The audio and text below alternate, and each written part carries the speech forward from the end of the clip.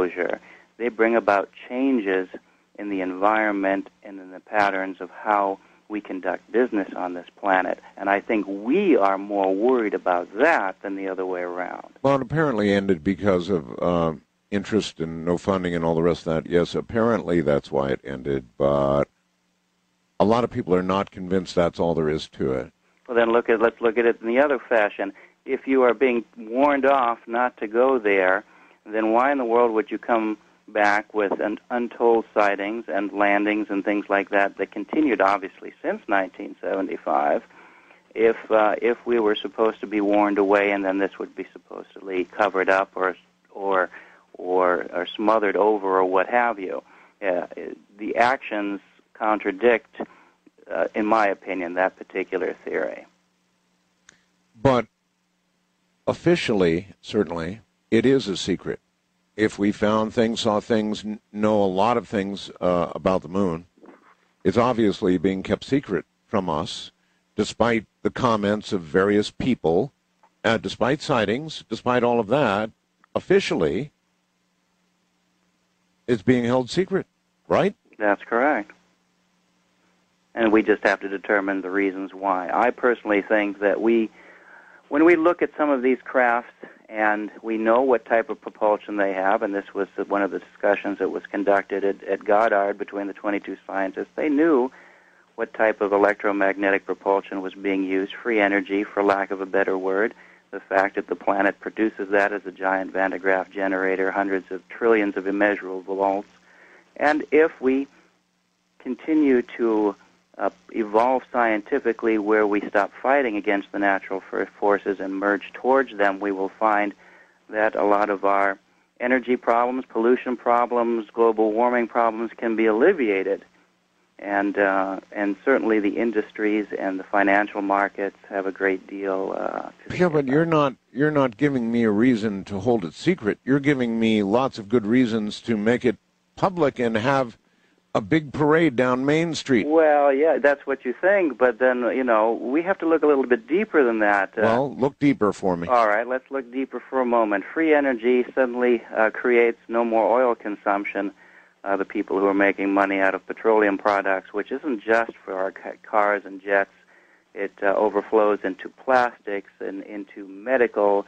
It has come into every aspect of our consumer product lives.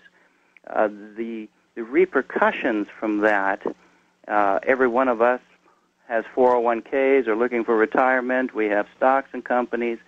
We have all vested interests in maintaining a comfortable social climate that we have gotten accustomed to. So what are you telling me? So what I'm telling you is that we do not want rapid change until we have managed to incorporate it in such a fashion that we can charge for it. So then free energy would destroy the world as we know it?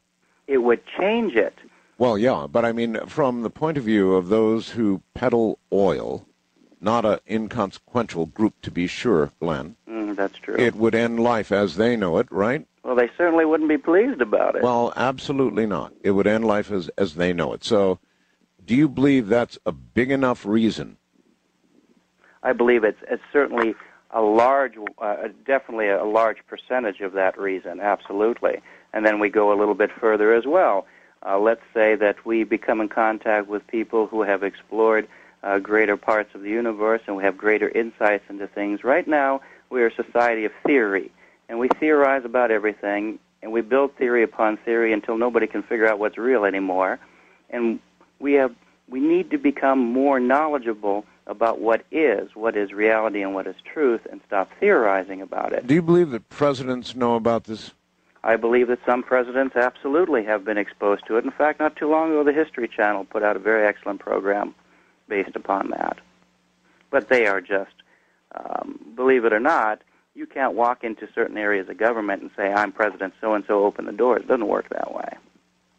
Well, there are many who feel there is a cabal which is either in touch or not in touch with any current sitting president that controls all of this information, sort of above top secret and all that. I've heard that term. Would that be your view, that some presidents know and some don't, but there is a cabal that definitely knows? And I would say that there are some elected officials that have had some exposure. For instance, there were sightings in the 50s, I believe Truman and Eisenhower.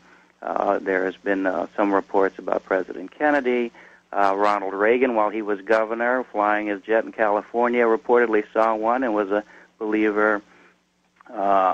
Jimmy Carter put out a report when he was serving as a military officer, I believe, on a nuclear submarine.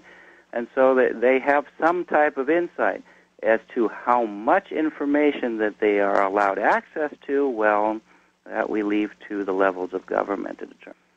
The credibility factor comes in several different levels. First of all, I believe that the type of information that you represent and the way you represent it stands for itself, and the type of people who represent it as well are either a credible or non-credible source. Also, as we take this more seriously and are willing to embrace it a little bit more from a real and scientific standpoint, then I think that we will get a lot more cooperation in that field now, too. Right now, this field is a sea of confusion. It is a menagerie. It's like the Three Stooges, everybody pointing fingers at each other. And well, it's not helped by some of the people that are in it, of course. No. It tends to attract the fringe element, and that's enough for the rest of the people to just sort of, shake their heads and laugh or whatever. Correct. However, I've seen something myself, Glenn, completely inexplicable. Actually, I've seen something twice, and so many humans have had that experience, so many, yes, that, damn it, there's something real to it, but I just don't know how we nail it down, add that credibility factor that just has to be there to get us moving. Well, yes, that's correct. And once you see something, then you start asking questions. And the more questions we ask, and the more we network and converse with people, we find out. I talked recently to some gentlemen in the former Soviet Union, Russia, and they talked about the number of these craft landing and the openness that's involved in the interaction. Oh, I know. And so the more we open up the dialogue and the more we interact with that's how we bring down the barriers. We've seen that socially just in the way we interact with each other. Well, I've watched friends trying to open this whole thing up, well-intentioned, very brilliant people like Dr. Greer, who have really gone after it in the most conventional way you can imagine, amassing powerful witnesses, offering to give testimony that would be at the very least shocking, but the poor guy, he doesn't make a lot of progress. And he's doing it sort of from the inside. I mean, the right way. And still, he bats his head up against the wall, and I'm sure he'd be the first one to agree with that. Well, absolutely. And, Professor McDonald and Major Kehoe and Dr. Alan Hynek, and they all went before the Senate in 1968 and 69, and in order to bring this mantle of secrecy out and be more open with it, and it was relatively squashed at that time too.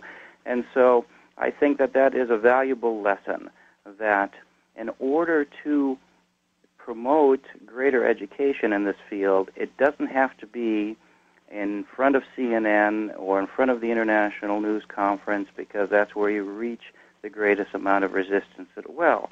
You have to go amongst the people. And I think that's a very clear reason why we saw so many UFO sightings and so many contacts in I can't even count them, at least 100 countries during a particular point of time, because they found out that from the official standpoint, they were not going to release this information, even if they flew in formation over the Capitol building as they did in 1952. I was going to say, they did. They did, and they did it again in 65. And there are photographs of all that. Absolutely. We have photographs. It's the damnedest thing. We just don't... So if our officials are not going to relay the information, then what do? You go amongst the people. And we do that normally, too. If we talk to a government and we find that government doesn't want to embrace our freedoms and our democratic ideals, we go to the people and hope that it works in through the back door. Right. But so